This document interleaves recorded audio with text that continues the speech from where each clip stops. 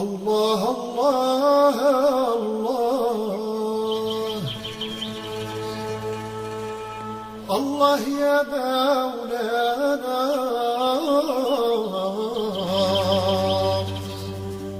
الله الله الله سيدي فيك أرجانا الله الله يا الله الله يا مولانا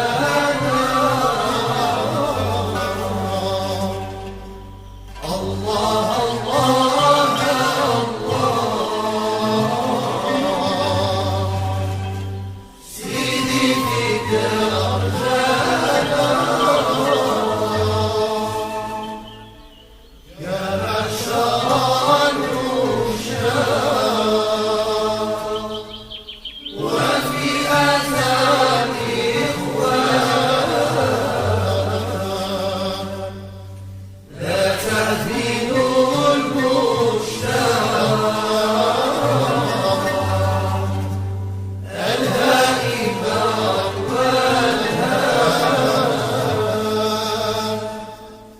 Chers amis, chers frères et sœurs, bonsoir. Nous nous retrouvons pour une nouvelle édition de Web Jama consacrée ce soir au soufi et juriste marocain Mohamed El-Harraq, son œuvre spirituelle et juridique. Pour en discuter, nous avons le très grand plaisir de recevoir notre frère, le docteur Tariq Abou-Nour. Enchanté. Tariq Abou-Nour, assalamu alaikum. Wa alaikum Nous vous remercions d'avoir accepté notre invitation. Vous êtes théologien et chercheur en droit musulman. Vous dirigez l'IESIP, Institut d'enseignement supérieur islamique de Paris, et vous êtes aussi le porte-parole du CIFI, le Comité indépendant des finances islamiques en Europe. Mais si vous êtes parmi nous ce soir, c'est surtout parce que vous avez consacré votre thèse de doctorat, soutenue en 2019 à l'École pratique des hautes études, sous le titre « Le soufi et juriste Mohamed El-Harraq, son œuvre spirituelle et juridique », titre que nous avons repris comme thème de notre rencontre de ce soir.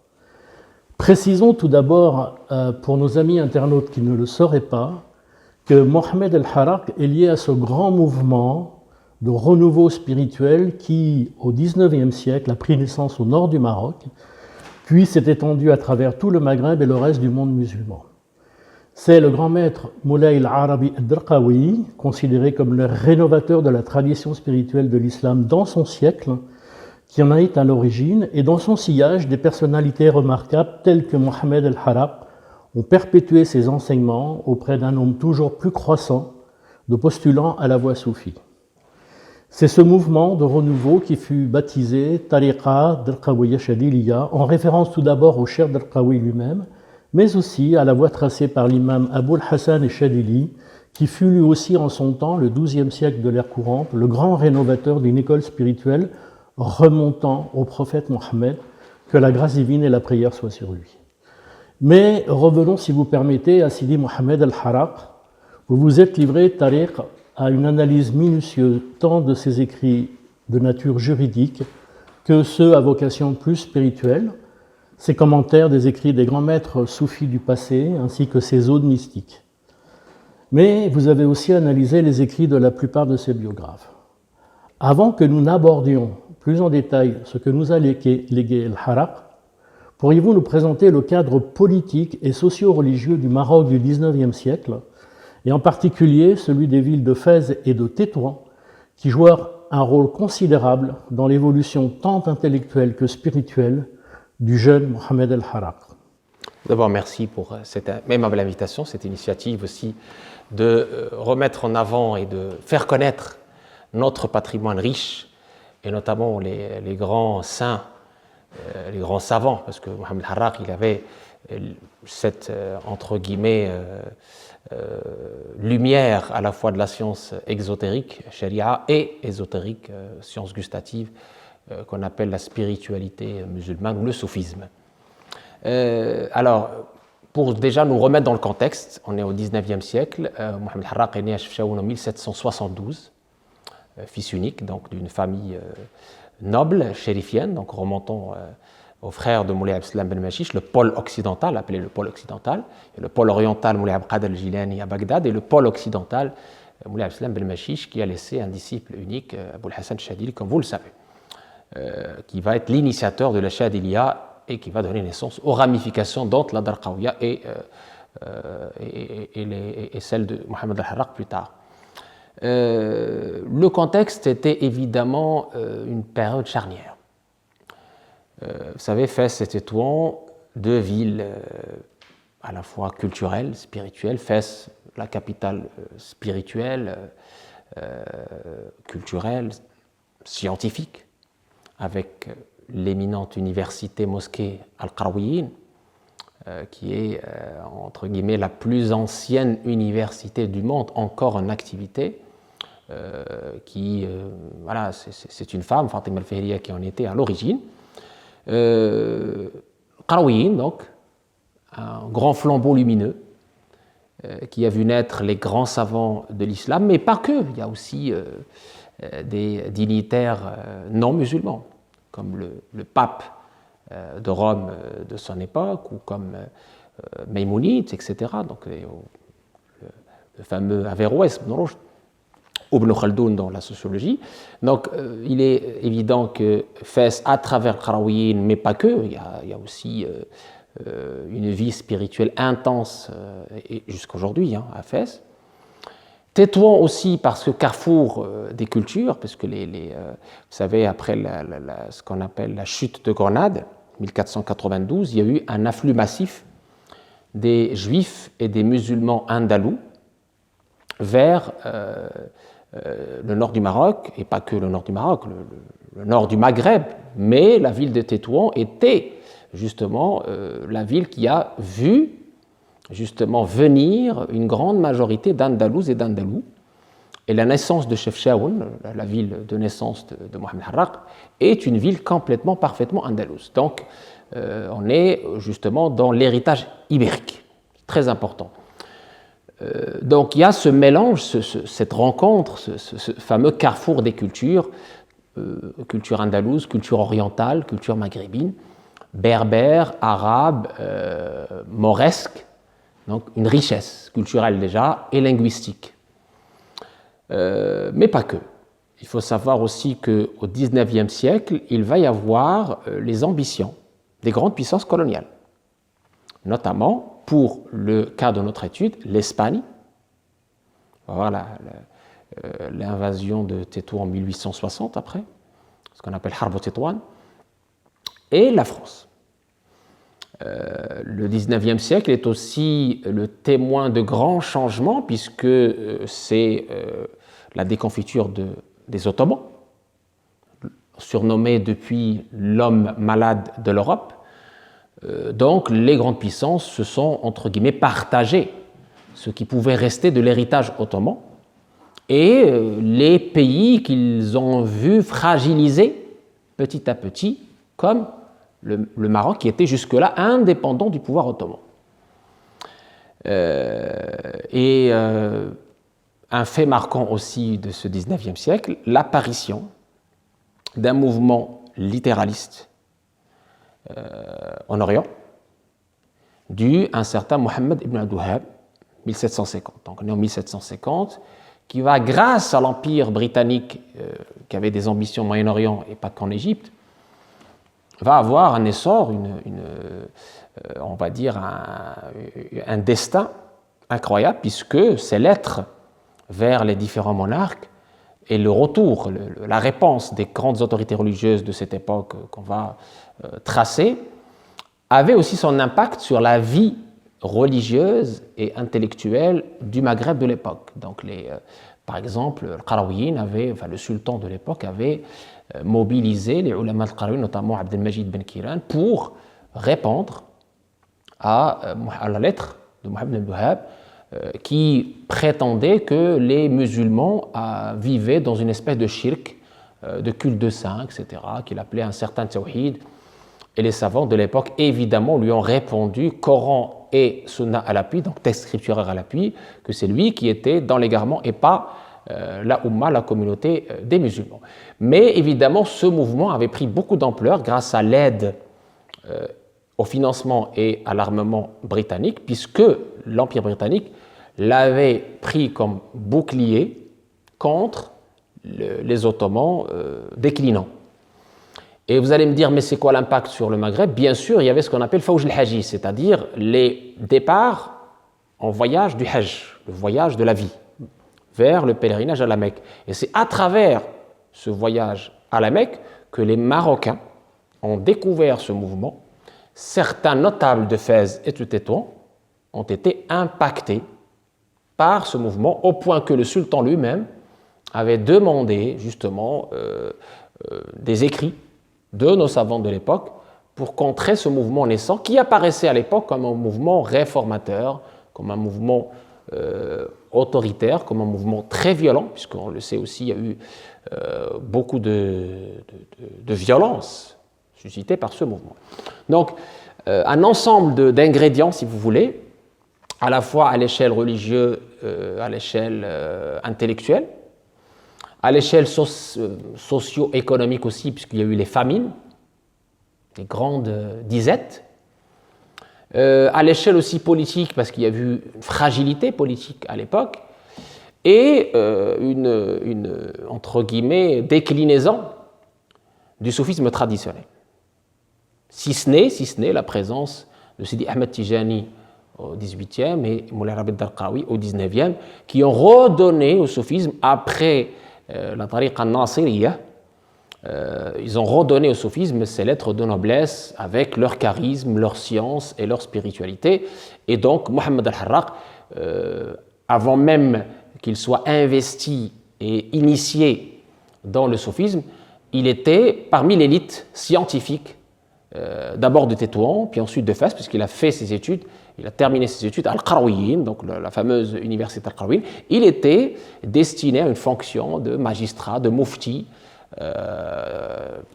voilà, toute prête. Et on va voir ce qui va se passer et comment il va être empêché, entre guillemets, à exercer cette fonction dont il était digne, parce qu'il était, selon tous les biographes à l'unanimité, qu'ils soient des orientalistes ou des non-orientalistes, ils sont unanimes sur le fait qu'il était considéré à son époque comme le savant, le mufassir, notamment dans l'exégèse, comme étant la référence, et dans le fiqh malikite aussi la référence, puisqu'il maîtrisait à la fois l'aqida, le fiqh, et avant même d'être dans la spiritualité, il avait son ouvrage de fatwa, son ouvrage aussi de tafsir, qui malheureusement n'ont pas encore été étudiés et remis au grand jour. Voilà.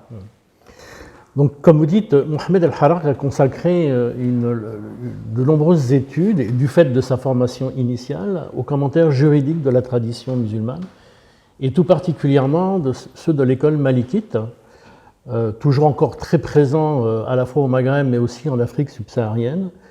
Et il y aurait de plus comme une similitude de parcours entre sa vie et celle de son aîné, le juriste et soufi marocain Ibn Ajiba, Ahmed Ibn Ajiba, qui lui-même de plus fut rattaché à la même confrérie soufie que El-Harraq, à savoir la Darqawiyya. En quoi ce rapprochement entre le droit ou fiqh et la voie ou tariqa, je devrais plutôt dire la consécration de la tariqa par la charia a-t-elle permis justement un renouveau, une vitalité spirituelle au Maghreb au XIXe siècle? Et comment peut-on comprendre aujourd'hui les positions défendues par El-Harraq au niveau du fiqh, et ont-ils encore une portée dans la conscience juridique de l'islam de nos jours? Alors, pour répondre à votre question de façon très précise, il faut que celles et ceux qui nous écoutent comprennent un contexte qui est quand même assez important. Sans lui, on ne peut pas comprendre le problème, ou plutôt la rupture entre soufisme et jurisprudence, ou soufisme et science juridique, ou science livresque, ou science exotérique, appelons-la comme on veut. Il faut comprendre qu'il y a une propagande virulente contre le soufisme confrérique, qui ne date pas d'aujourd'hui, elle date d'une époque lointaine déjà. Ibn Taymiyyah, bien que soufi lui-même, il était sourcilleux face à certaines confréries autoproclamées qui justement mettaient de côté ce qu'on appelait la charia, c'est-à-dire l'exigence de se conformer à la lettre des textes scripturaires.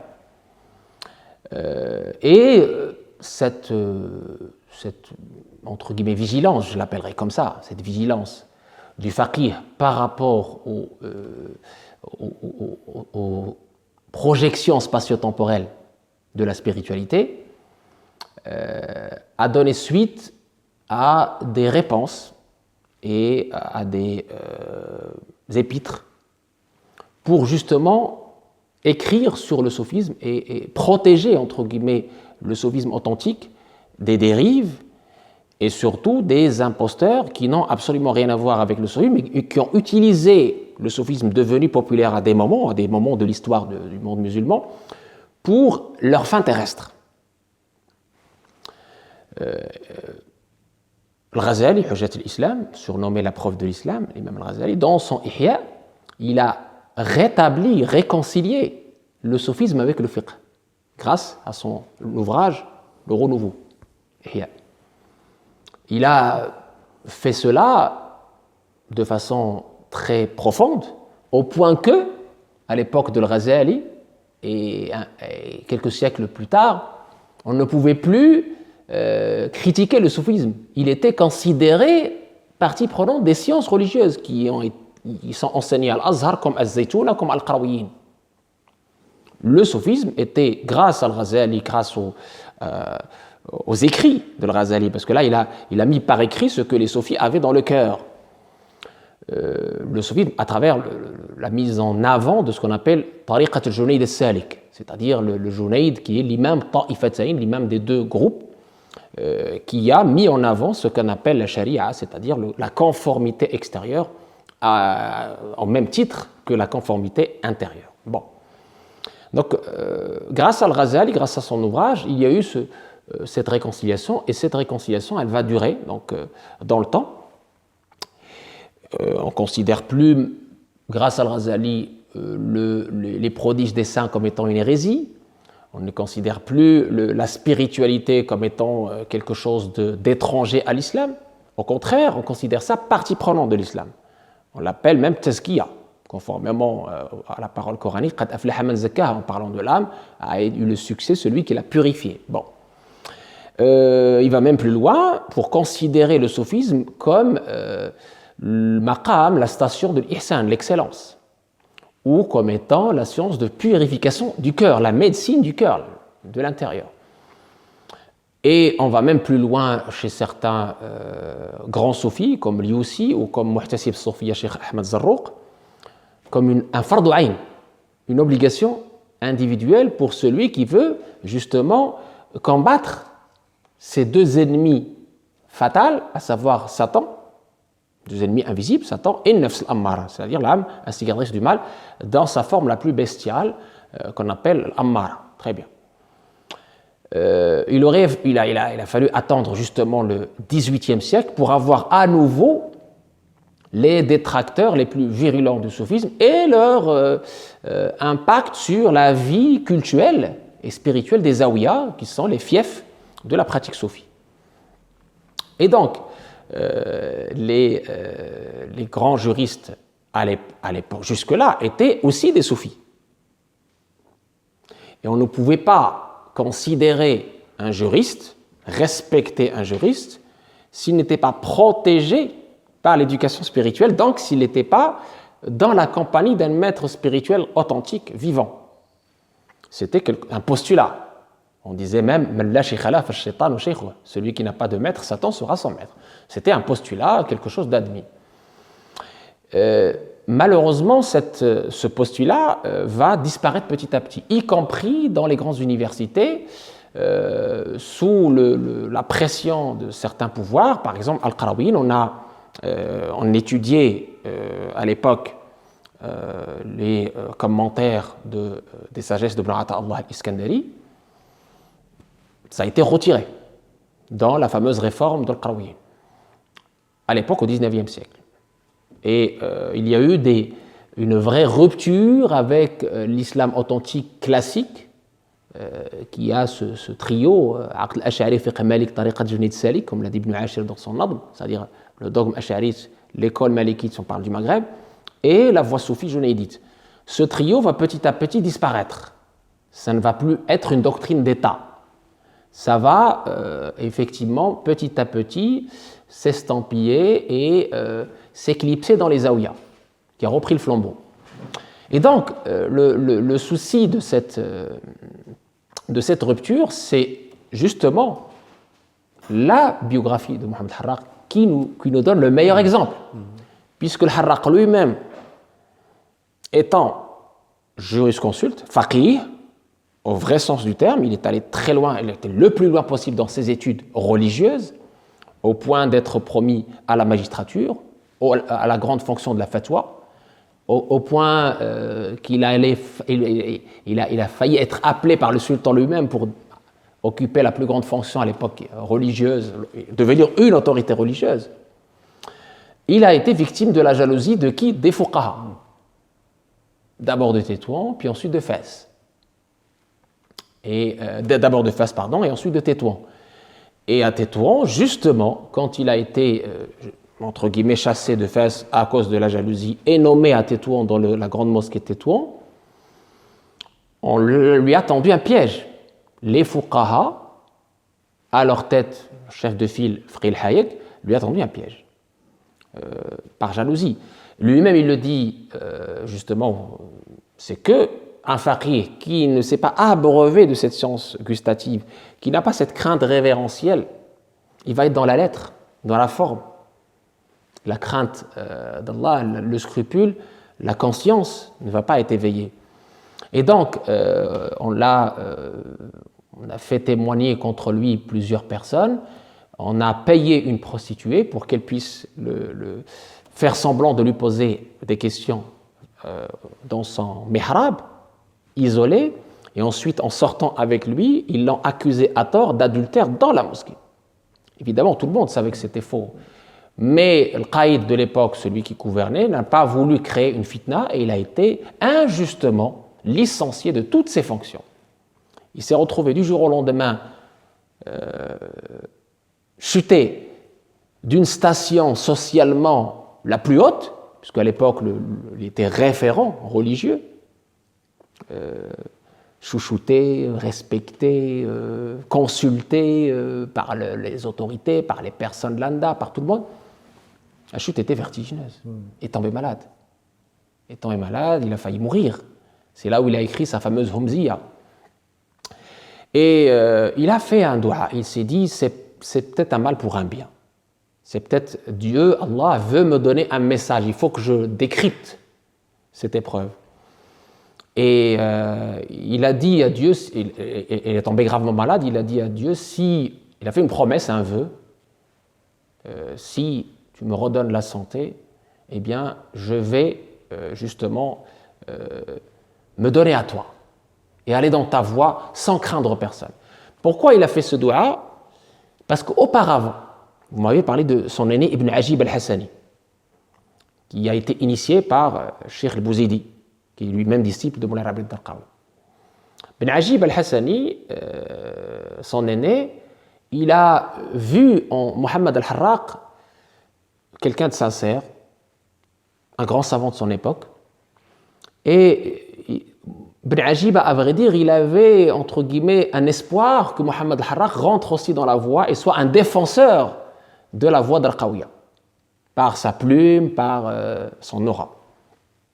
Donc, qu'est-ce qu'il a fait? Il a donné comme cadeau son tafsir magnifique, extraordinaire, qui s'appelle Bahr al-Madid fi tafsir al-Qur'an al-Majid, qui est un merveilleux tafsir à la fois bil-ma'tour, bil-manqoul et ishara, c'est-à-dire il a allié, c'est un magnifique exégèse coranique, qui a allié à la fois l'interprétation du Coran par le Coran et par la Sunna, et par les paroles de savants, mais aussi l'allégorie, l'allusion, l'intérieur. C'est magnifique, c'est une œuvre spirituelle et scientifique de la plus haute importance. Et Ibn Ajiba, il l'a fait avec l'autorisation de son maître. C'est son maître, c'est lui, l'Arabi al-Darqawi lui-même qui a ordonné à Ibn Ajiba d'écrire cet ouvrage. Il l'a fait avec ce qu'on appelle idn, une autorisation de son maître. Très bien. Et Mohammed al-Harraq, il a pris le livre par convenance, par adab, mais il ne l'a pas lu. Il n'a pas pris connaissance du contenu de cet ouvrage. Pourquoi, nous dit-il plus tard? Parce qu'il avait une crainte en lui, s'il le lise, qu'il se mette du côté des soufis et ça lui créera vraiment un problème avec l'autorité, avec les personnes qui l'ont nommé à la tête de ces institutions à l'époque les plus hautes. Et donc, comme quoi il avait, entre guillemets, un petit regret, parce qu'il n'avait pas... Et donc, avec cette maladie, si vous voulez, c'est comme si Dieu a voulu lui donner une espèce de retour, retour à cette case où il avait rejeté, pas rejeté au sens brutal, mais mis de côté ce trésor et il n'a pas voulu finalement donner suite et comprendre ce que vivent les soufis. Donc là, il s'est détaché de tout. Il a eu ce qu'on appelle dans le jargon al-inkisar, cette remise confiante à Dieu, ce sentiment d'humilité profond, et il était complètement prêt à tout faire pour son Seigneur, complètement détaché.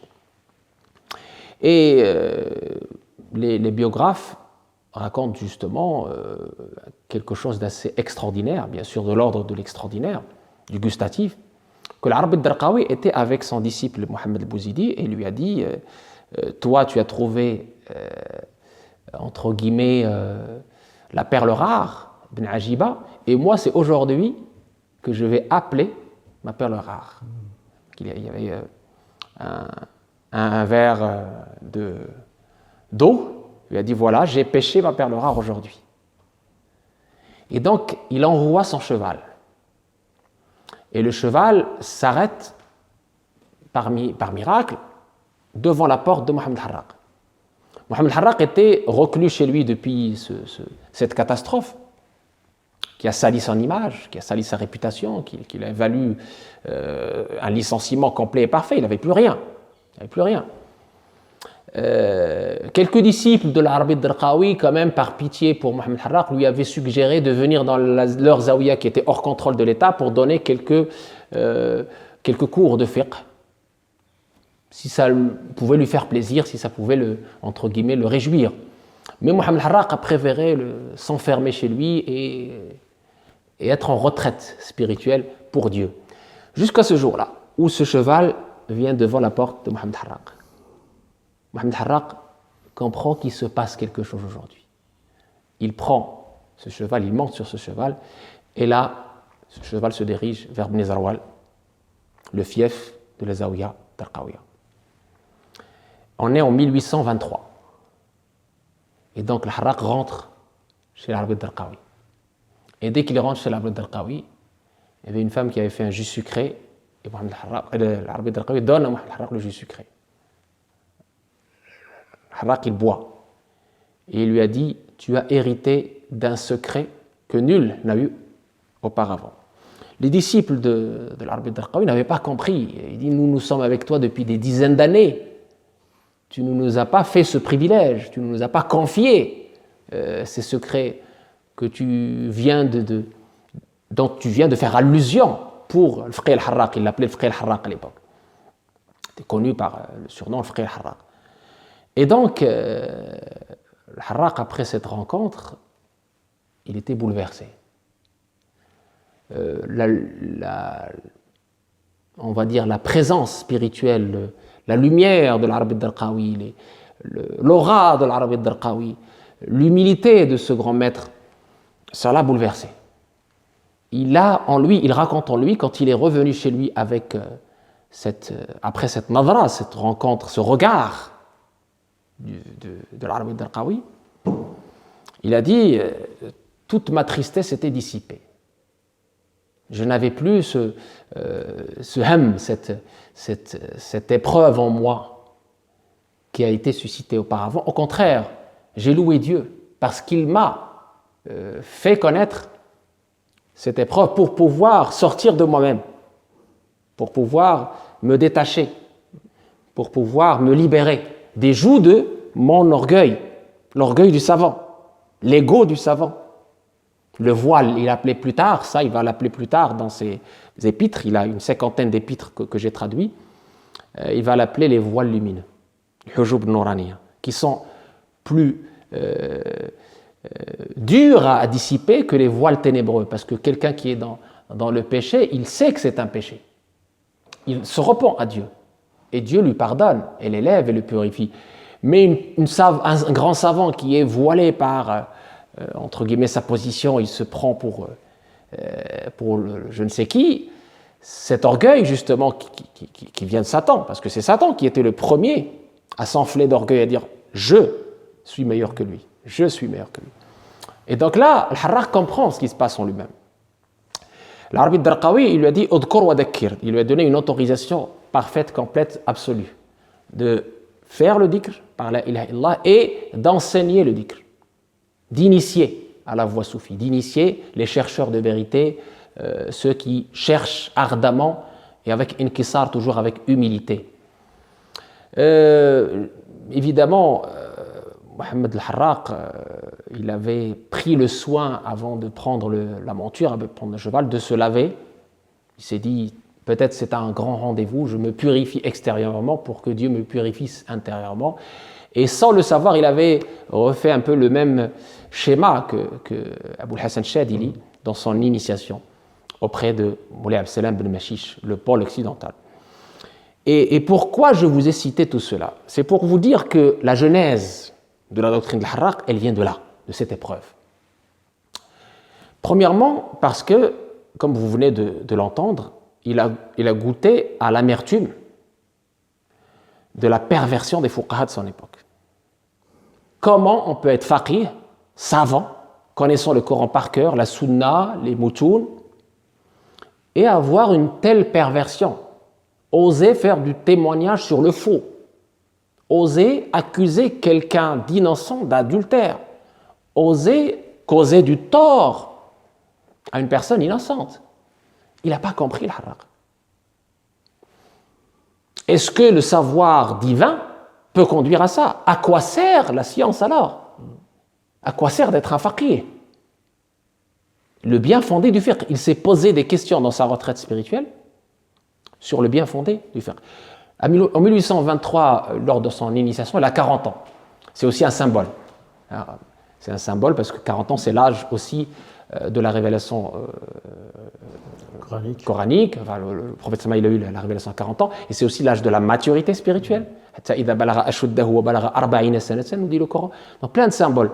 Ces symboles réunis ont poussé le Harraq justement à développer une doctrine qui va certainement dans la continuité de la Darqawiya, mais qui va être différente. Je vais juste répondre sur le plan de la jurisprudence déjà. C'est pas un scoop de dire que ce travail de liaison organique entre le soufisme et la jurisprudence n'est pas l'œuvre de l'Harraq uniquement.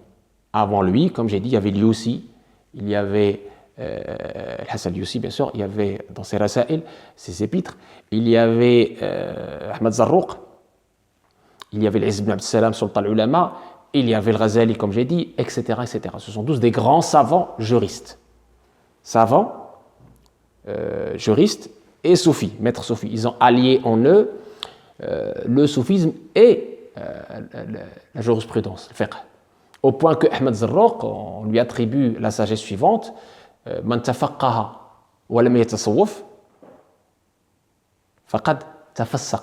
Celui qui a le fiqh, qui a cette science livresque du droit musulman, mais qui ne la protège pas par le soufisme, par la compagnie des maîtres spirituels, par la spiritualité, la purification, il devient pervers.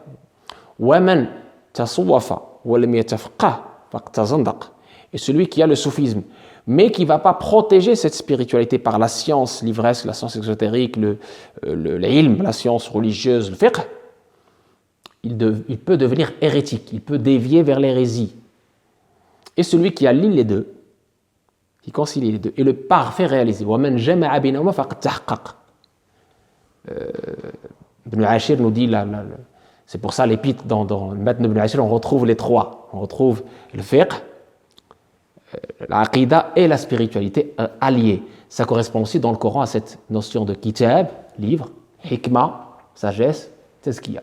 Alim al-kitab, hikmah, tazkiya, purification. Donc, Al-Harraq, il a voulu continuer dans ce sens.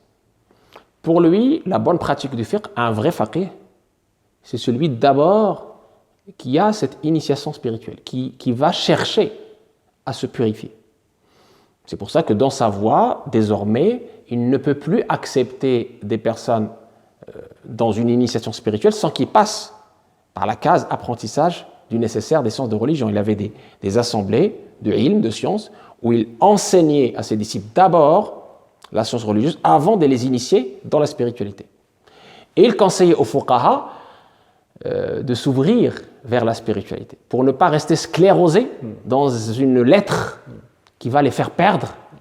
Et comme le disait Ibn Arabi lui-même, ils deviennent corrompus et au service de la tyrannie, au service de leurs instincts bestiaux, au service de leurs intérêts terrestres. Comme Fiqh al-Hayek à l'époque, qui voulait absolument le poste de Harraq, par jalousie, il y a eu ce complot contre lui.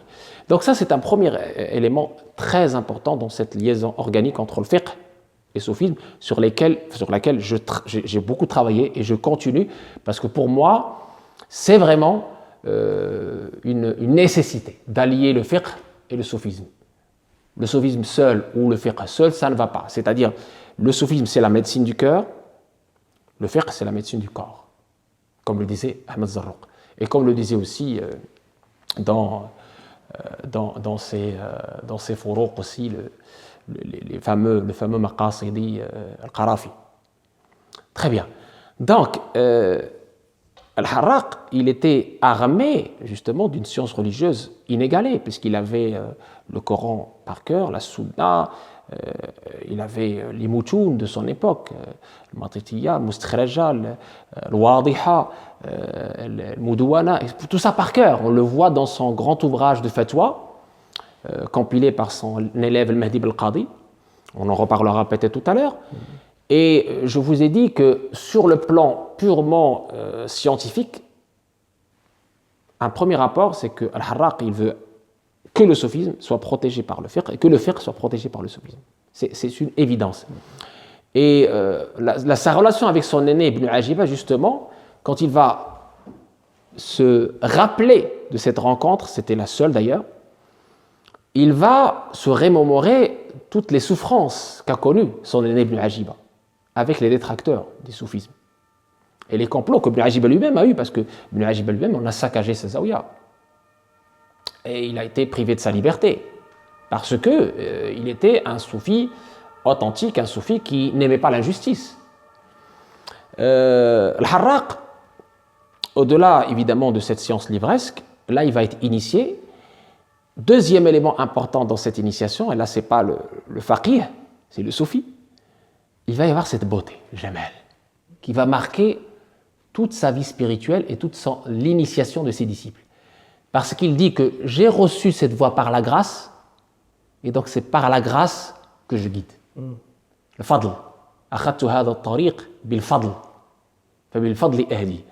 Et cette grâce, on va la retrouver dans sa façon de s'habiller, dans sa façon de parler, dans l'audition spirituelle, sama', dans sa musique, qu'il utilisait justement pour adoucir les cœurs et pour frapper aux portes des cœurs, pour les amener vers Dieu.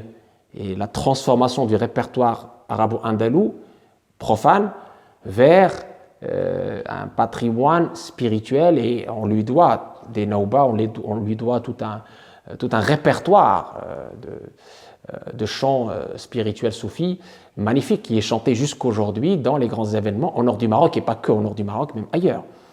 Sultan Abdelhamid al-Thani, à l'époque, quand on lui récitait les chants de Harraq, il était dans un état second, tellement c'est beau, tellement c'est profond, parce que ça sortait du cœur de quelqu'un qui a connu ce qu'on appelle Fatih, l'ouverture.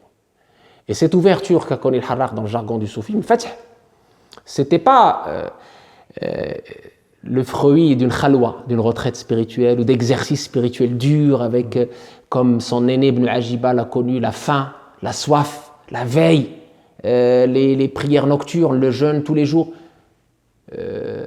la mendicité pour casser nefs, c'est ce qu'on a imposé au frère Ibn Ajiba. C'était terrible, terrible ce qu'on lui avait imposé pour casser son âme égotique. Je pense qu'aujourd'hui, dans le référentiel actuel, personne n'acceptera cette humiliation pour entrer dans la voie soufie. Al-Harraq, il était l'inverse. Il voulait la tahliya avant la tahliya, c'est-à-dire le fait de se parer de ce qui est beau, avant de combattre, de faire ce grand jihad petit à petit contre l'âme charnelle et les satans. Aussi, une grande différence avec la tariqa al-Qawiya de base, c'est les positions de Harraq vis-à-vis du monarque et vis-à-vis des grandes personnalités de son époque. Comme on va le voir tout à l'heure, il était dans une position de juste milieu entre la position de la Darqawiya qui était hostile et qui n'hésitait pas à le montrer au point que Darqawi va être emprisonné, et une passivité d'autres confréries qui existaient à l'époque que le Harraq dénonçait. Donc il n'était ni passif, ni, entre guillemets, dans une confrontation directe contre l'injustice ou contre une certaine forme de pouvoir tyrannique. Il était entre les deux. Et pour vous démontrer qu'il était loin d'être passif, en étant maître d'une voie spirituelle, il était aussi partenaire des grands héros de la libération, des grands héros qui ont combattu le colonisateur, comme l'Amir Abdelkader al-Jazairi. Puisque j'ai traduit ici les échanges, les lettres précieuses d'échanges entre l'Amir Abdelkader al-Jazairi, qui à l'époque combattait les colons avec des moyens rudimentaires, et le Harraq qui était à Tétouan. Et l'Amir Abdelkader, il confiait à Mohammed al-Harraq à la fois ses doutes et ses certitudes, les pertes qu'il faisait subir aux colons et les pertes qu'il subissait, et il lui demandait, il l'appelait Shaykhuna, notre maître, et il lui demandait dua, et Harraq de son côté le conseillait de façon aimable et il le soutenait bien sûr. C'est vrai qu'il y avait toujours cette relation, qu'il n'y a pas vraiment de frontières entre les peuples, et que le Harraq comme Darqawi d'ailleurs et comme Ahmed Tijani avant eux, ils étaient investis dans cette fonction du jihad al-asghar, dans le vrai sens du terme et non pas dans le sens galvaudé, le jihad, c'est-à-dire cette défense légitime de la patrie contre l'oppresseur, contre l'envahisseur. C'est donc sous le signe de la beauté, le Jamal, que se manifeste le mandat spirituel de Mohammed al-Harraq. Vous nous indiquez que son enseignement est orienté vers une réforme du soufi, de la voie soufie, en s'appuyant sur 4 piliers, à savoir le dhikr, ou invocation de Dieu, la mudakara, ou échange verbal pour l'éducation des disciples, le ilm, c'est-à-dire la science utile, et la mahabba, l'amour. Pourriez-vous développer ces 4 points? Bien sûr. Alors, très simplement, quand Harraq a fait ses premiers pas dans le soufisme, il y avait déjà des formes de soufisme qui existaient, et il y avait déjà une publicité, une propagande, on va dire, très active à Tétouan contre le soufisme. Il fallait d'abord combattre les préjugés. Et c'est son rôle de juriste, de faqih. Il fallait d'abord redonner aux pratiques soufis toute leur légitimité. C'est pour cela qu'il y a la fameuse mudakara, c'est-à-dire le rappel, les cercles scientifiques, qu'il animait lui-même. Les gens venaient de très loin, y compris d'Orient, pour assister à ce cercle scientifique de tafsir, l'exégèse du Coran, du hadith, etc. Et il était évidemment, après qu'on lui a donné la reconnaissance, parce qu'après l'épreuve, après cette épreuve qu'il a dû subir, il a eu la reconnaissance après et il a été parfaitement innocenté. Donc, Mudakara, c'est un pilier, pourquoi? Parce qu'il faut préserver le soufisme authentique des intrus. Dhikr, parce que tout simplement l'invocation d'Allah abondante, c'est le cas de toutes les voies soufis qui se respectent, les voies soufis authentiques. Dhikr, l'invocation abondante de Dieu, parce que c'est ce moyen de dhikr, qui a été cité plus de 80 fois dans le Coran, qui permet l'apaisement, la paix du cœur. Et c'est avec le dhikr qu'on peut justement initier le combat contre l'âme charnelle, nafs al-ammara bis-su' et Satan.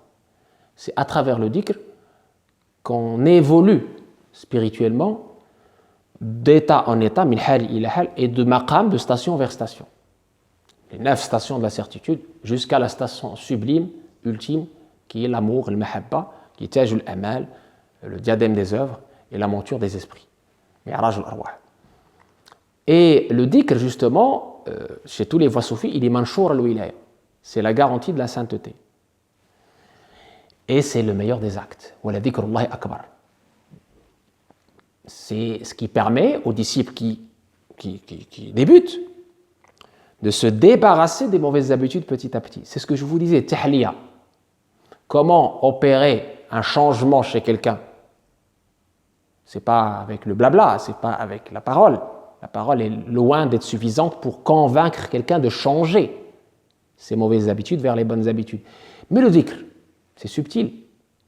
Quand on te donne cette ordonnance spirituelle de faire la ilaha illallah, de répéter plusieurs fois le matin et le soir la ilaha illallah, la ilaha illallah, la ilaha illallah. Ce qui se passe à l'intérieur, c'est incroyable. Chacun peut le tester. Et le Harrach, quand il donnait cette injonction de dhikr, et quand il animait les cercles de dhikr collectifs, il aura plus tard ses zawiyas, il ne faisait que suivre les pas du prophète et les pas de son cheikh l'Arabi Darqawi, puisque sur le plan spirituel, ce disciple qui vient pour la première fois découvrir, il baigne dans cette grâce, il baigne petit à petit dans cet univers de connexion avec Dieu. Et quand tu fais le dhikr, tu es connecté à l'absolu, et donc l'absolu te purifie, l'absolu t'élève. C'est pour ça que c'est un pilier. Et ces 4 piliers que vous venez de citer, il les opère par une espèce de grâce. Il y avait les disciples de l'Arabi Darqawi qui s'habillaient avec le muraqqa', c'est-à-dire avec l'habit usé. Et ils reprochaient à al-Harraq de s'habiller de façon élégante, belle, et de demander à ses disciples de s'habiller de façon élégante. C'est une des transformations que al-Harraq a opérées dans la voie Shadiliyya Darqawiyya al-Harraqiyya. On lui reprochait cela, et il leur disait, de façon subtile, avec toutes les convenances évidemment, et l'élégance, il leur disait, le temps que vous passez à faire vos nœuds et vos muraqqa'at, non, on le passe à faire la ilaha illallah, on gagne du temps. Donc, il dit, vous ne pouvez pas vous attacher à une forme de soufisme. Vous devez, encore une fois, revenir au sens et à l'essence du soufisme, qui est le cœur. Si le cœur est pur, n'importe. C'est pas l'habit usé, c'est pas ta position devant les gens qui va changer quoi que ce soit. Tu es pur ou tu ne l'es pas. Et c'est le dhikr qui va te purifier. Donc ça ne sert à rien de faire ostentation. Donc il était même jusqu'à utiliser le mot ostentation de certains soufis pour se montrer humble, pauvre, indigent, etc. Regardez, nous faisons le dhikr avec leur chapelet autour du cou. Tout ça, Harraq ne voulait plus un signe ostentatoire de la spiritualité. Il voulait que la spiritualité soit quelque chose d'intime, de privé, qui rejaillit automatiquement sur l'intérieur et ensuite l'extérieur de la personne, sans forcément le montrer. Donc s'habiller de la façon la plus élégante possible pour justement être l'ambassadeur de la beauté. Mais intérieurement, la personne est dans le dhikr, La personne est avec Dieu. القلب في الحانوت القلب في الملكوت والجسد في الحانوت. Le cœur est dans le royaume de Dieu, le corps est investi par ses fonctions de la vie courante et assume ses responsabilités mondaines. Donc, ces piliers-là sont liés à l'initiation même de l'Harraq, à l'épreuve qu'il a dû subir et à ce qu'il a vu autour de lui, son contexte. On dit que le soufi est fils de son temps. Il a vu justement les dégâts de ce sophisme archaïque, traditionnel, et il a vu que certains détracteurs avaient raison. Ils n'étaient pas en train de critiquer le sophisme pour rien. On dit dans le sophisme « kullu munakkirin mudhakkir ». Le détracteur est aussi un rappel. Et donc il y a eu une remise en question de la pratique soufie pour la remettre à l'ordre du jour, sans pour autant renier les fondements. Donc les fondements tawabit, on appelle ça les constantes, sont restés. Ad-dhikr, mudakara, suhba, le fait d'accompagner le maître, d'être dans cette compagnie spirituelle des frères, il appelle ça la compagnie des frères. Ça revient tout le temps dans ses lettres, pour rester au chaud avec les frères, pour avoir toujours cette force spirituelle, il faut rester avec les frères, rester connecté dans la mahabba des frères, dans l'amour des frères, avec justement l'indulgence, la générosité, des fruits, parce que j'ai parlé des fruits de cette éducation spirituelle, parce qu'on reconnaît l'arbre par ses fruits, justement. Et ces fruits étaient innombrables, et justement, le changement qu'il a fait opérer dans son milieu et au-delà de son milieu tétouané, c'est cela. C'est amener les gens avec douceur, avec beauté, vers Dieu. Le firaru illah, le fait d'aller vers Dieu, mais avec douceur, sans rigueur. Il y a eu une rupture avec la méthode de Moulay Rabi Darqawi, mais le respect est gardé, puisque quand on a remonté l'information à Moulay Rabi Darqawi de son vivant, parce qu'il faut savoir que Mohammed al-Harraq a eu l'autorisation de son maître d'être maître au vivant de son maître, avec le respect de son maître. Quand on a remonté l'information à son maître, comme quoi il y a eu une rupture avec ta voix au Moulay Rabi Darqawi, regarde, Al-Harraq, il mange bien, il dort bien, il s'habille de façon élégante et il demande à ses disciples de faire pareil. Ils ont dit, mais qu'est-ce que c'est que ça? C'est en rupture avec ce que tu nous as enseigné. Il dit, non. Il a donné raison. Al-Harraq, il leur a dit, moi, si j'avais initié cela, c'est parce que j'ai vu que vous étiez attachés au bas monde. Vous étiez assoiffés de bas monde. J'ai voulu vous sevrer par ces pratiques. Mais là, à force de pratiquer cette austérité, vous vous êtes attaché à l'austérité, vous avez oublié l'essence même de l'éducation spirituelle. Al-Harraq, il vous a réveillé. Et justement, on leur a dit, le soufisme, c'est kharq al-awaïd, c'est la rupture avec les habitudes. Et là, c'est comme si, en fait, les gens qui suivaient l'Arabi Darqawi de façon aveugle se sont un peu éveillés. Et donc, il n'y a à aucun moment de conflit ou de compétition entre le maître, Al-Harraq, et son maître, l'Arabi Darqawi. Au contraire, le respect, l'égard sont restés, et il ne citait que très élogieusement l'Arabi Darqawi, que ce soit de son vivant ou après sa mort. Et la preuve, il va défendre aussi les disciples de l'Arabi Darqawi quand ils vont subir les injustices de l'autorité locale à l'époque. Merci pour toutes ces précisions. Parmi les commentaires des écrits soufis du passé figurent notamment ceux de la prière sur le prophète, la fameuse Mashichiya d'Abdeslam ibn Mashish, dont vous avez parlé, vous avez évoqué le lien biologique qui existerait entre Al-Harraq et le frère du saint. Il y a aussi ceux de la litanie de la mer, la Hizb al-Bahar de l'imam Abul Hassan al-Shadili, et il y a aussi les sagesses de Ibn Ataïllah d'Alexandrie, ces fameuses Hikam. Tous les trois ont été des maîtres spirituels de la même lignée auquel se revendique Mohammed al-Harraq. En quoi l'apport, le commentaire d'Al-Harraq présente-t-il une originalité par rapport à ceux qui auraient pu être écrits ou codifiés dans les temps passés?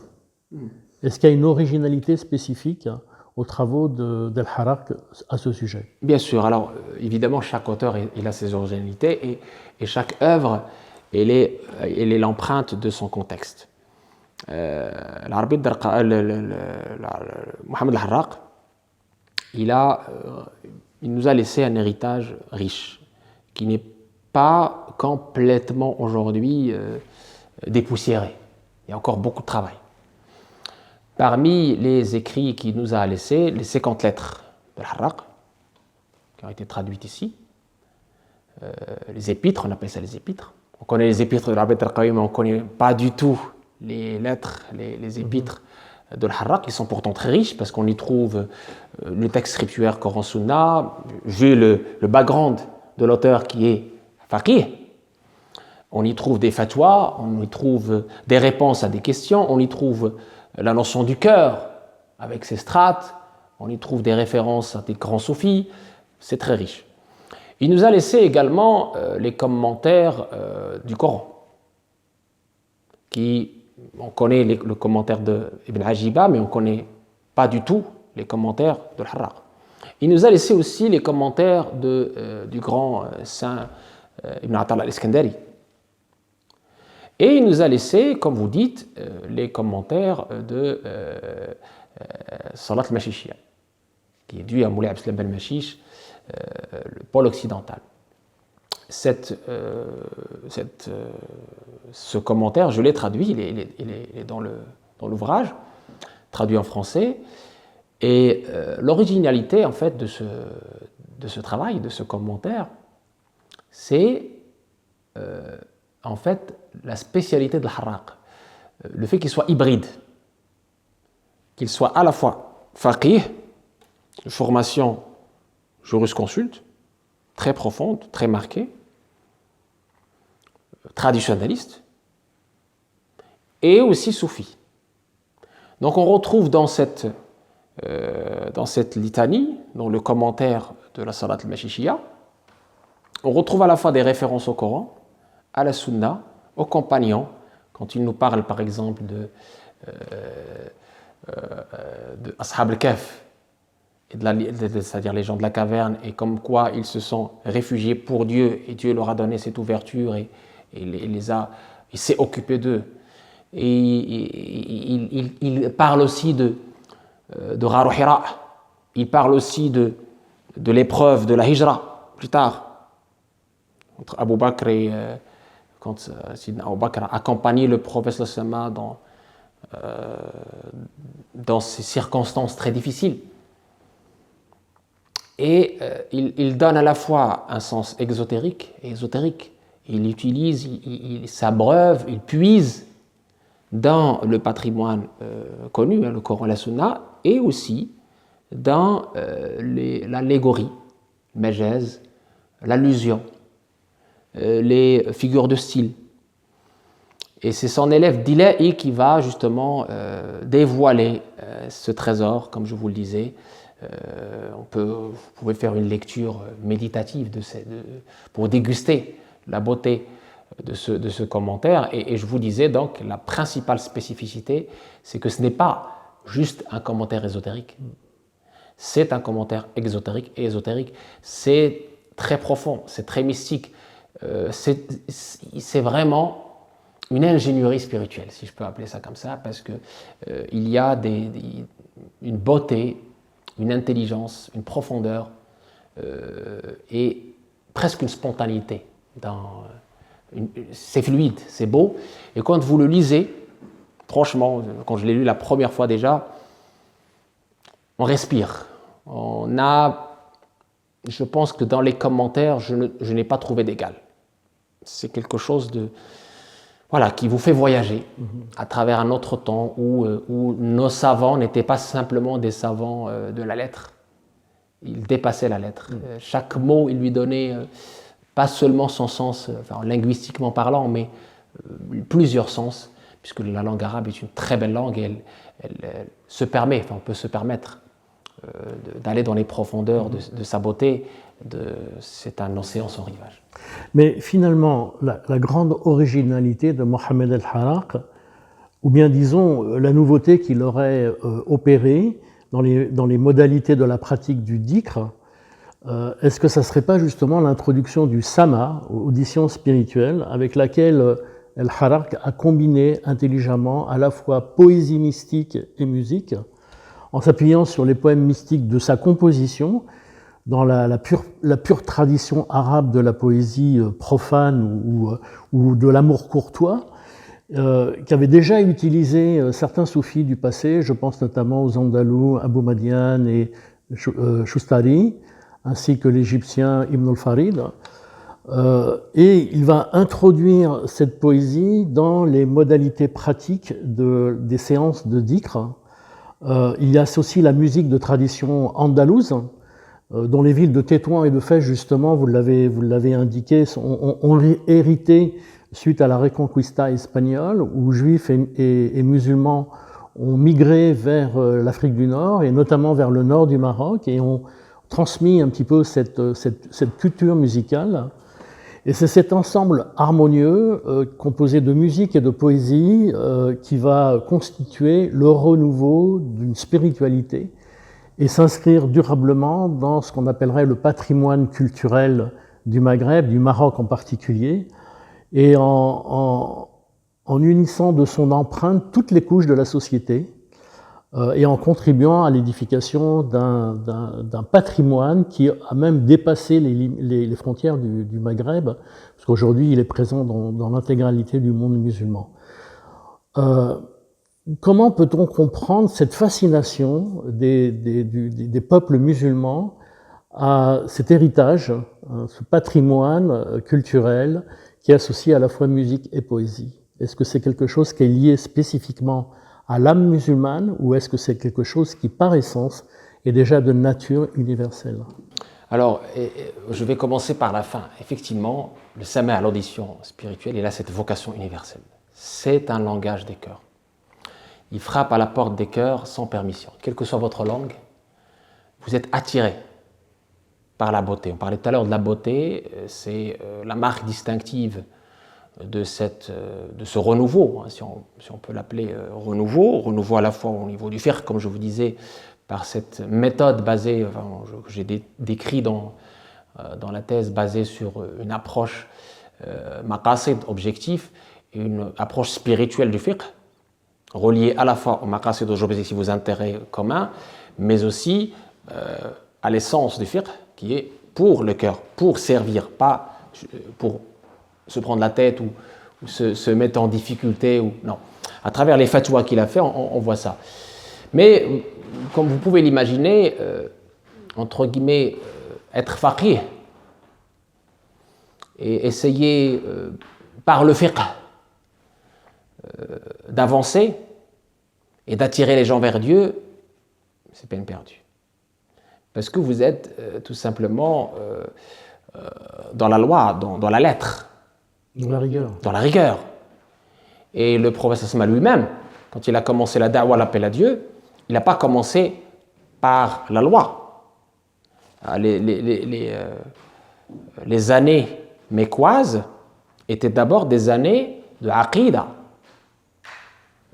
Faire aimer le Créateur aux créatures. Les versets qui ont été révélés à la Mecque nous appellent à méditer dans la beauté de l'univers,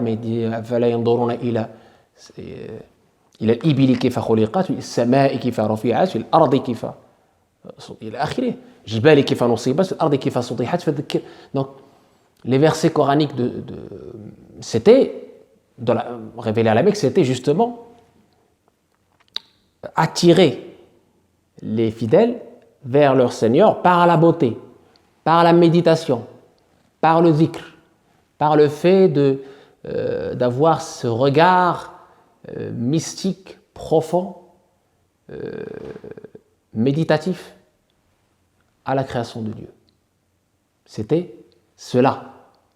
Et Aïcha a dit à juste titre, si le messager d'Allah, le dernier messager Sidna Muhammad avait commencé par la loi, par les interdictions, aucun ne l'aurait suivi.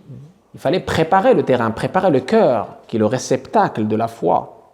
Il faut d'abord que la foi s'introduise dans le cœur, illumine le cœur, qui est le lieu du regard divin et qui est le roi des membres, avant de pouvoir avancer dans la voie et la loi, dans la haqiqa et la sharia. Et donc, Al-Harraq a bien vu que le fiqh seul ne pouvait pas, entre guillemets, irriguer, nourrir le cœur et le guérir de sa sécheresse. Il a vu que le monde musulman de l'époque souffrait d'une sécheresse terrible. Parce qu'il a, comme je vous l'ai dit au tout début, dans les extraits de sa biographie, qu'il a subi lui-même la déchéance des fuqaha de son époque. Il a vu comment les fuqaha pouvaient vendre la parole de Dieu à vil prix. Donc il a bien vu que le fiqh seul ne suffisait pas. Au contraire, ça pouvait être un voile. Et là, dans sa réforme, il a jugé utile, et bon, c'était peut-être une inspiration lumineuse, d'aller vers ce qu'on appelle l'audition spirituelle, as-sama', qui est un messager qui vient de ce qu'on appelle la fitra, la nature primordiale, l'univers de Alastu bi rabbikum. Ne suis-je pas votre Seigneur? Il appelle le cœur vers la hadra, vers la présence seigneuriale. C'est pour ça qu'on l'appelle as-sama', l'audition, parce qu'on l'entend par le cœur. C'est-à-dire, vous pouvez parler n'importe quelle langue, quand vous entendez sama', il agit en vous. Pourquoi? Parce qu'il appelle à l'amour de Dieu. Il nous rappelle l'absolu. تشوقت روحي لشط الوادي فأنا ذا ربي خذ بيدي عشقت الإله ولا صبر لي وحرقة حبه في الفؤاد.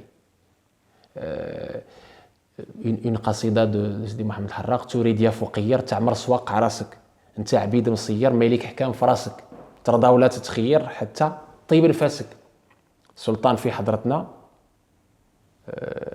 jusqu'à ce qu'il... Vous pourriez traduire un petit peu? Bien sûr, alors, bien sûr, il nous parle ici de ce lien entre le serviteur et le Seigneur quand il est dans la présence seigneuriale, dans le zikr, dans l'invocation de Dieu.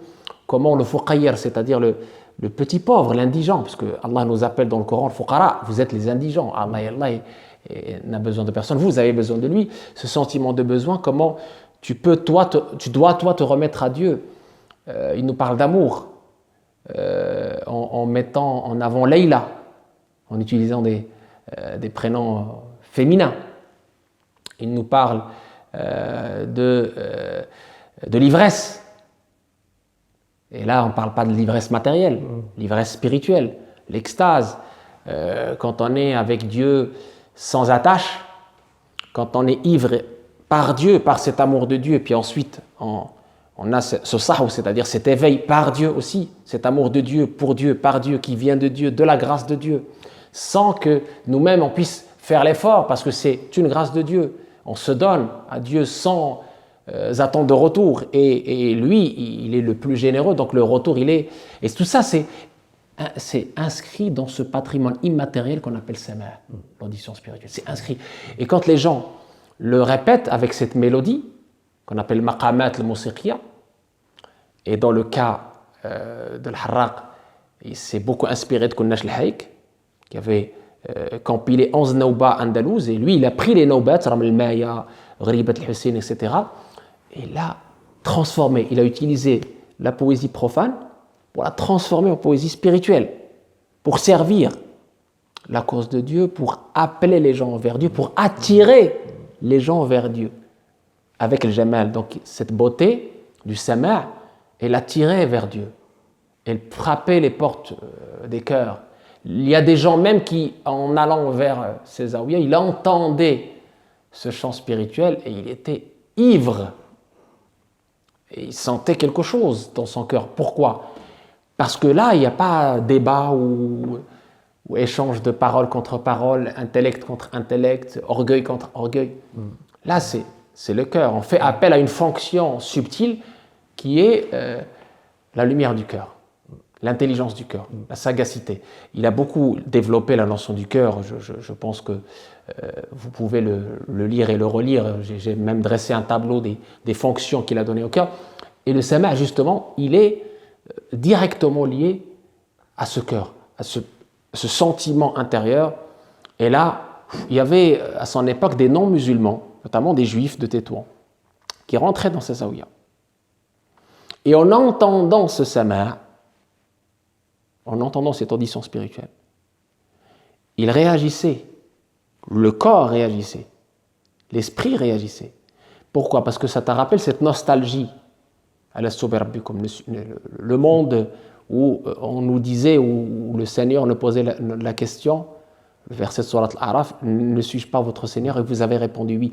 Donc ce hanin, cette nostalgie à cette période, à cette réponse positive qu'on a donnée à notre Seigneur, cet engagement, ce qu'on appelle dans le soufisme le pacte initiatique, eh bien il a fait que plusieurs personnes sont retournées vers Dieu, qui n'étaient pas musulmans, qui ont pris le pacte et devenus non seulement musulmans, mais mu'min muhsin. Ils ont évolué dans les stations de l'islam, dans le hadith de Jibril, de l'islam, une simple soumission à Dieu, vers une adhésion des cœurs, c'est-à-dire la foi, l'iman, vers l'excellence, ihsan, l'adoration avec excellence, adore Dieu comme si tu le voyais, certes, si tu ne le vois pas, lui il te voit, juste à travers ses mains. Il n'y a pas eu de parole, il n'y a pas eu d'échange, il n'y a pas eu de conviction, il n'y a pas eu de... C'est juste ses mains. Et une nouvelle chose qui n'existait pas avant lui, Al-Harraq utilisait la musique, les instruments. Mais bien évidemment, il y a un débat entre les jurisconsultes. Vous lirez l'épître du frère de Abu Hamid al-Ghazali, Ahmad al-Ghazali, qui a écrit justement sur la musique et les divergences des savants sur la musique, autour de la musique. Al-Harraq lui-même a développé les arguments pour la musique instrumentale, si et seulement si elle est utilisée pour ses bonnes fins, pour cette noble cause. Et donc il n'était pas ignorant, c'était un grand savant. Quand il a mis en avant cette thérapie, c'est une thérapie. Il savait très bien que justement il allait avoir des détracteurs, des juristes de son époque qui étaient encore jaloux du destin incroyable que ce grand maître juriste Sophie a eu. Et il a développé des arguments pour justement, ou en faveur de l'utilisation de la musique, si et seulement si elle est pour la cause de Dieu. Et il a utilisé le fameux verset coranique, et je vous ai dit qu'il était un commentateur du Coran.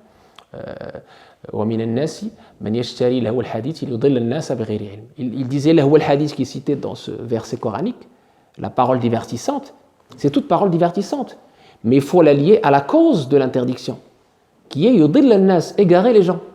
Ici, on n'égare pas les gens, on attire les gens vers Dieu, justement. Et donc, la parole divertissante, elle peut avoir un rôle éducatif, un rôle d'élévation spirituelle. Et cette éducation spirituelle, sama', on la retrouvera plus tard, et c'est ça la preuve que sa méthode a bien marché, on le retrouvera à la fois chez le profane, dans les événements maoulid, naissance, mariage, etc., mais aussi chez dans les mosquées, les grandes mosquées et les grandes zaouïas. Sur le plan politique au Maroc, vous nous avez indiqué que Mohamed El-Harraq avait une position très diplomatique vis-à-vis du pouvoir central.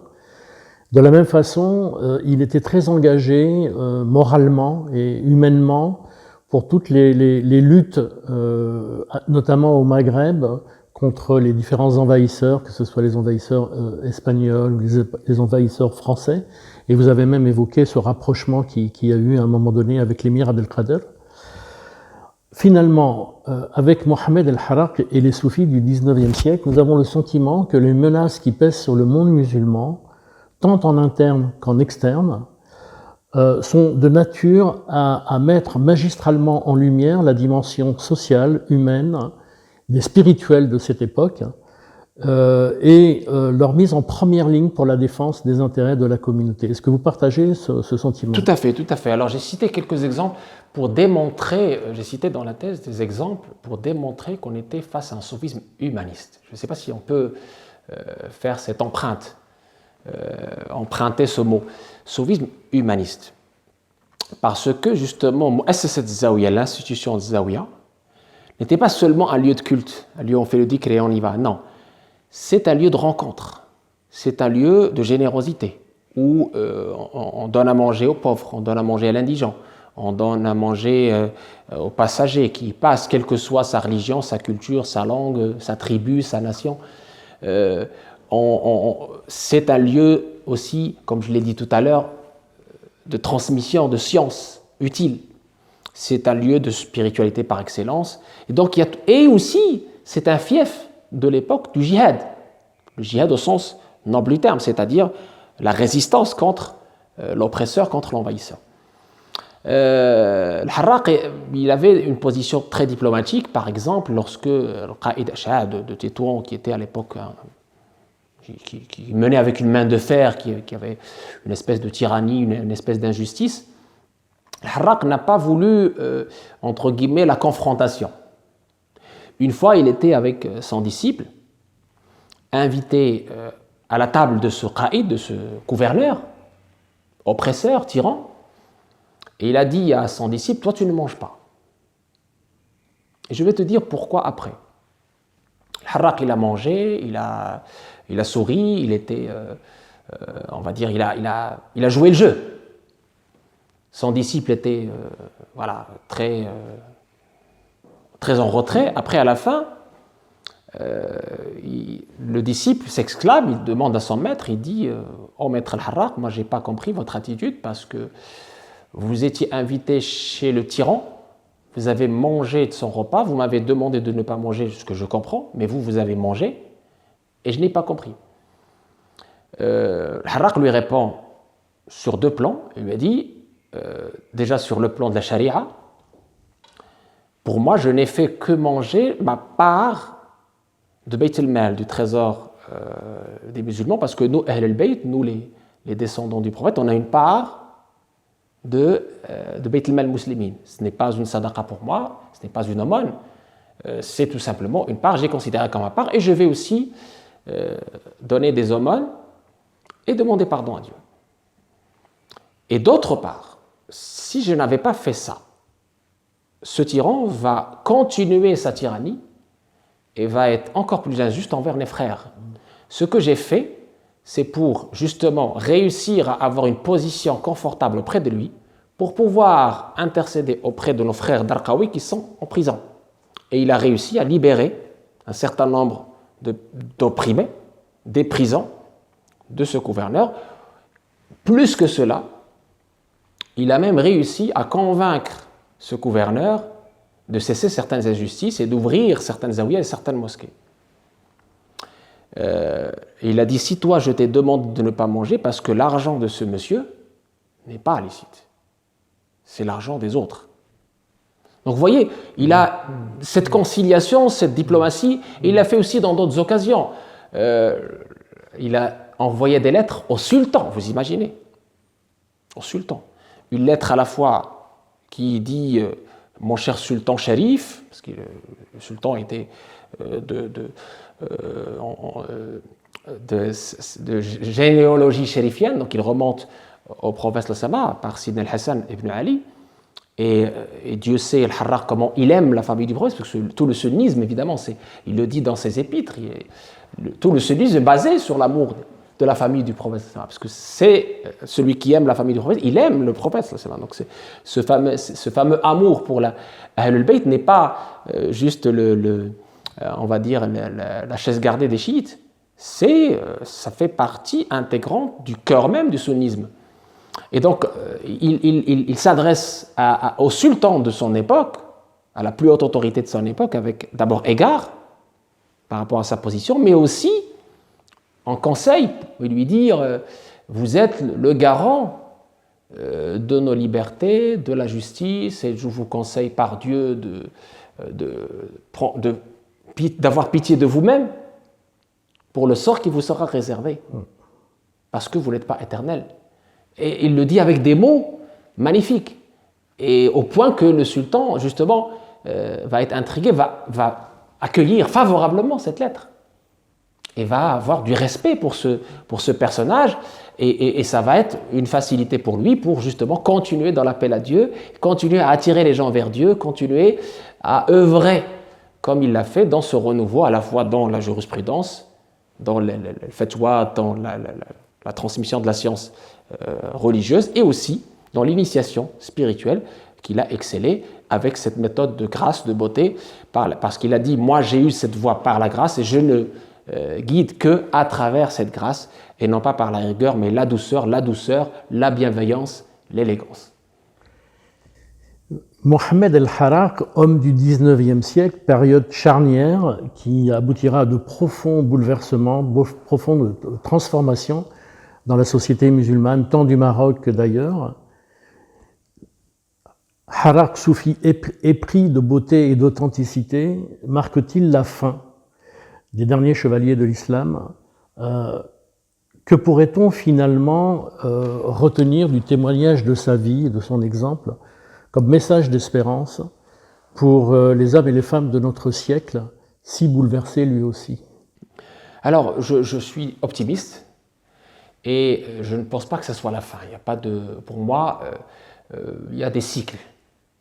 Dans la spiritualité, on appelle ça des cycles. Il y a des cycles d'épreuves, des cycles de crise, des cycles de grands hommes. Et le renouveau, comme l'a dit le hadith, il est à chaque fois, chaque siècle, il y a ce renouveau, à la fois spirituel, à la fois intellectuel, à la fois dans les domaines de sciences exotériques et dans les domaines de sciences ésotériques. Donc, je ne pense pas que on assiste. Enfin, Harraq n'est pas une fin. Harraq était un modèle. Et de ce modèle s'est inspiré ceux qui sont venus après lui et continueront à s'inspirer ceux qui ont eu le privilège de connaître ce patrimoine immatériel, riche, précieux. Il faut retenir de ce témoignage justement que ce renouveau au XIXe siècle du soufisme confrérique est repris aujourd'hui. Si on est encore une fois dans cette sagacité, dans cette intelligence du cœur qui consiste à voir le bas monde comme il est, comme une passerelle et non pas comme une fin. Si et seulement si on voit la créature de Dieu comme étant la manifestation de sa lumière et non pas un opposant ou un obstacle. Les créatures de Dieu sont à la fois la porte et le voile. Harraq le dit autrement dans ses sagesses. Vous savez, il a aussi des sagesses que j'ai compilées ici. Il dit qu'une créature peut être ton obstacle vers la connaissance de Dieu, puisqu'elle t'a bloqué. Pourquoi? Parce que tu l'as méprisée. Tu n'as pas vu en elle la lumière de Nafra, le souffle qui est cité dans la sourate Sajda. Et donc tu es bloqué. Tu ne peux pas accéder à la connaissance de Dieu parce que tu as été, entre guillemets, méprisant envers sa créature. Tu n'as vu dans cette créature que l'argile. Comme Satan n'a vu dans Adam que l'argile. Les anges ont vu cette lumière de Nafra, de l'insufflation de l'esprit. Satan n'a pas vu cette lumière. Il a vu l'argile. Tu m'as créé de feu et tu l'as créé d'argile. Il n'a pas vu ce qui était au-delà de l'argile. Il ne faut pas qu'on tombe dans le même piège, nous dit Harraq. Il faut voir par l'œil du cœur cette lumière qui est en chacun de nous. C'est pour ça que la créature peut être la porte vers la connaissance de Dieu. Si on considère cette créature comme un partenaire, comme un levier même, comme entre guillemets, quelqu'un qui vous aide à connaître Dieu, à travers justement l'entreconnaissance, qui est une exigence coranique. Il appelle les gens, tout le monde. On vous a créé d'hommes et de femmes, on a fait de vous des tribus et des nations pour que vous vous entreconnaissiez. Et si, par malheur, tu as de la déconsidération, du mépris pour cette créature, c'est le voile. Tu es voilé de la seigneurie, de la présence seigneuriale, parce que tu n'as pas vu les ayats, les signes de sa beauté. Et donc c'est ça à quoi nous appelle Al-Harraq. Et c'est ce message-là qui est éternel. Aujourd'hui, dans ces temps de crise, dans ces temps de doute, dans ces temps de la consommation aveugle, dans ces temps de guerre, pour avoir la paix, il faut revenir à cette fonction de purification, qui est le soufisme, éclairé, authentique. Il faut revenir à ce regard, à cette considération de l'être humain comme étant une lumière de Dieu, quelle que soit sa religion, quelle que soit sa culture, quelles que soient ses origines, tu peux, grâce à cet être humain, entre guillemets, voyager, le voyage ascensionnel, à travers cet être humain. On a fait les uns aux autres une épreuve. Est-ce que vous patientez? Et la patience ici, c'est pas juste la patience au sens littéral du terme. La patience, c'est aussi le fait d'aller vers l'autre, de servir l'autre. Il en parle, Harraq, dans ses lettres. Servir, c'est le dhikr le plus élevé. C'est la clé de l'amour divin. Quand tu sers l'autre, tu t'abreuves des lumières seigneuriales. Parce que derrière, il y a le Seigneur. Tu n'as pas servi cette personne-là. Tu n'as pas rendu service à cette personne en particulier. Au-delà, tu t'es mis en soumission à ton Seigneur. Tu as manifesté de l'amour à ton Seigneur qui a créé cette personne-là et qui te l'a envoyé comme épreuve pour savoir comment tu vas agir envers cette personne. Et donc, le message, il est clair. Aujourd'hui, dans ce monde trouble, nous pouvons renouer avec la chevalerie, futuwa, au sens noble du terme, au sens profond. On peut renouer avec les 9 stations de la certitude, maqamat al-yaqin, dont la plus haute est l'amour. On peut aujourd'hui réussir cette paix intérieure pour véhiculer la paix extérieure. À travers quoi? À travers la beauté. C'est le message de Harraq et c'est ce que j'ai retenu et c'est ce qui m'a fait travailler sur ce sujet. C'est la beauté parce que je suis depuis tout petit attiré par la beauté. Et la beauté, je ne parle pas que de la beauté extérieure, la beauté intérieure, le fait d'être une émanation, une manifestation de sa beauté. Pourquoi? Parce que le prophète nous dit, sallallahu alayhi wa sallam, Inna Allah jamilun, yuhibbul jamal, Allah est beau, il aime la beauté. C'est un hadith magnifique qu'on ne médite pas assez, qu'on ne met pas en avant aujourd'hui dans nos mosquées, dans nos conférences, dans nos ateliers. On a souvent, quand on est face à des, entre guillemets, fuqaha d'aujourd'hui, on est face à un Dieu punisseur, un Dieu qui maudit, un Dieu qui est en colère. Et on a besoin aujourd'hui de montrer aux gens la beauté divine, la miséricorde divine. Rahmati sabaqat ghadabi. On a vraiment un grand besoin aujourd'hui de remettre l'espoir au cœur de nos témoignages. L'espoir, l'amour, la miséricorde, à travers la générosité de votre esprit et à travers cette méthode de la beauté. Et cette méthode de la beauté, c'est l'épreuve de l'autre en fait. L'autre est une école, l'autre est un tremplin, l'autre est une passerelle vers Dieu. L'autre est ta bouée de sauvetage finalement, c'est pas ton ennemi. Même Al-Harraq il dit plus que ce que vous imaginez. Ton ennemi est la clé de ton succès. Conformément à la parole divine,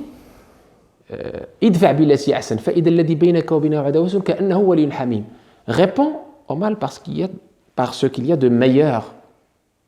Alors celui qui a une animosité envers toi se transformera en ami intime. C'est là l'alchimie de l'amour. C'est-à-dire que cette personne-là qui te vouait de l'animosité, c'est ce qu'il a fait d'ailleurs, et c'est avec ça que je termine. Le faqih, vous vous rappelez le complot des fuqaha? Et donc, Al-Harraq, qu'est-ce qu'il a fait face à ces fuqaha qui l'ont malmené, qui l'ont comploté contre lui, qui l'ont accusé d'adultère, qui l'ont diffamé, qui ont causé sa ruine matérielle et aussi psychologique? Eh bien, à la fin, ces gens-là, quand le sultan lui a donné les honneurs qu'il méritait, ces gens-là redoutaient sa vendetta, on va dire, sa vengeance. Ce n'était pas comme ça. Il les a reçus et il a écrit, quand il y a eu, par exemple, les débats que j'ai cités ici dans l'ouvrage, dans la thèse, quand il y a eu les débats scientifiques, il les a cités élogieusement comme étant des chouyours de ilm, vénérés et respectés, au point qu'eux-mêmes, ils se sont exclamés de cette attitude. Ils ont dit, mais quel être humain celui-là, pour oublier tout ce qu'on lui a fait et en plus nous honorer. Et a dit, parce que vous avez en vous la parole divine, le Coran, etc. Donc par cette parole-là, moi je vénère Dieu. Et ils ont eu une leçon magnifique de pardon, comme Sidna Yusuf envers ses frères lorsqu'il leur a dit vous êtes pardonnés. La tathriba alaykum, al-yawma yaghfirullahu lakum. C'est cela le vrai faqih. C'est cela le faqih soufi. C'est cela ce qui nous manque aujourd'hui, c'est avoir cette conciliation entre justement le fiqh, la science, le besoin intellectuel, le besoin du cœur, irriguer, nourrir cet organe subtil qui est le cœur, et le besoin du corps.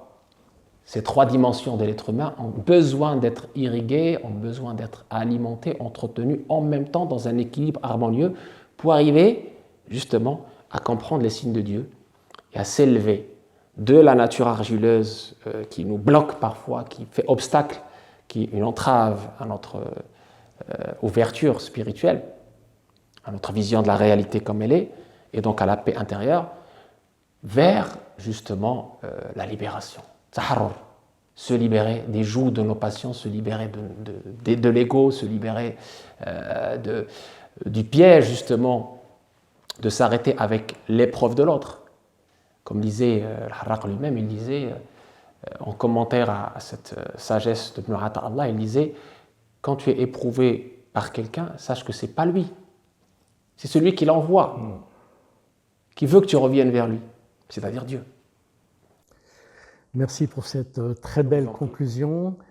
Est-ce que vous avez un projet de faire éditer votre thèse? Tout à fait. Alors la thèse sera éditée. On est en discussion avec plusieurs maisons d'édition. Elle sera éditée en entier, puis ensuite en chapitres, notamment le chapitre concernant les épîtres Rasaïl, qui sont au nombre de 50, d'une part, et ça c'est la partie purement, on va dire, intellectuelle, et puis une autre partie purement jurisprudentielle, puisque Al-Harraq nous a légué un ouvrage magnifique qui a été compilé par son élève le Madib al-Qadi, qui est un grand ouvrage de Nawazil, c'est-à-dire les fatwas sur l'actualité, en utilisant les références de l'école malikite traditionnelle. Il a été traduit et on va le mettre au grand jour. C'est un travail intellectuel très important, avec ses références, et je pense va enrichir notre patrimoine immatériel et va aider on va dire les chercheurs de vérité, les chercheurs en général, à mieux comprendre la richesse, la beauté de notre patrimoine immatériel. Merci pour votre travail. Merci à vous. Nous voici arrivés au terme de notre rencontre de ce soir. Tariq, merci de nous avoir éclairés sur ce personnage remarquable que fut Mohamed Al-Harraq, son enseignement et son message pour les hommes et les femmes de notre siècle. Vous serez le bienvenu à l'avenir si vous souhaitez venir nous présenter un autre de vos travaux. Je pense notamment peut-être à votre traduction du Murshid al-Mu'in d'Ibn Ashir, ou bien votre belle monographie de l'imam Malik, le savant de Médine. Je tiens aussi à remercier monsieur Shamseddin Hafid, le recteur de la Grande Mosquée de Paris, ainsi que l'ensemble de ses collaborateurs qui nous ont fait l'honneur de nous recevoir ici, à la mosquée, dans la bibliothèque de la mosquée. Je remercie de plus toutes celles et ceux qui ont participé à la réussite de ce Web Jama'a, la régie technique, les équipes de programmation, de communication et de traduction. Cher public, merci de votre fidélité. Nous vous souhaitons une belle fin de soirée. Prenez soin de vous et de vos proches. Et à bientôt, Inch'Allah.